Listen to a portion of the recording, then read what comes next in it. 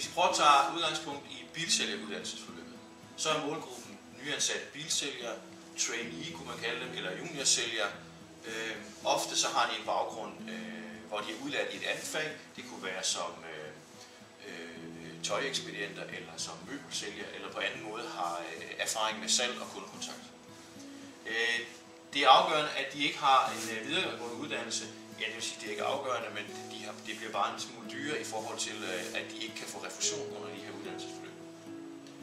Hvis de her unge mennesker har en handelsskolebaggrund, en HG eller en HHX, så kunne det være interessant at sende dem på et handelsuddannelsesforløb i stedet for, altså at tage dem i lære i de her 2 år.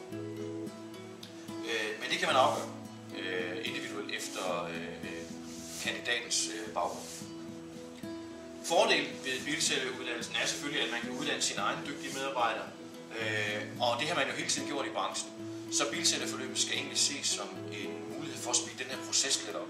I stedet for at de går hjemme i salgsafdelingen og langsomt lærer alle de gode ting, så kunne vi jo hjælpe med at speede processen op omkring lovgivning, finansiering, leasing, hvor vi trækker nogle dygtige folk ind og underviser dem i det.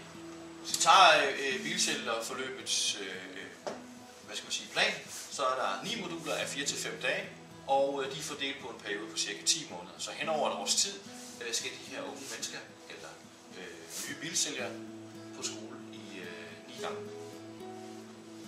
Vi har en masse spændende gæsteundervisere på forløbet, og vi trækker selvfølgelig på nogle gæsteundervisere, som har noget aktuel viden og noget specialviden inden for de fagområder, vi beskæftiger os med. Der vil være en sluteksamen med et eksamensbevis. Man får 10 ECTS-point til den her eksamen, det vil sige, det er en eksamen på et merkonomniveau.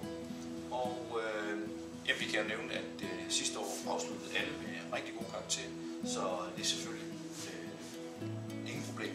Det kan jeg næsten også sige, men det vil være forholdsvis overkommeligt at tage den her eksamen.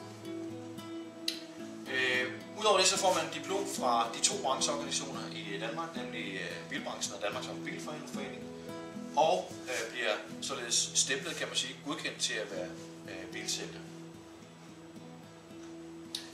Under skoleperioderne vil man kunne søge om refusion.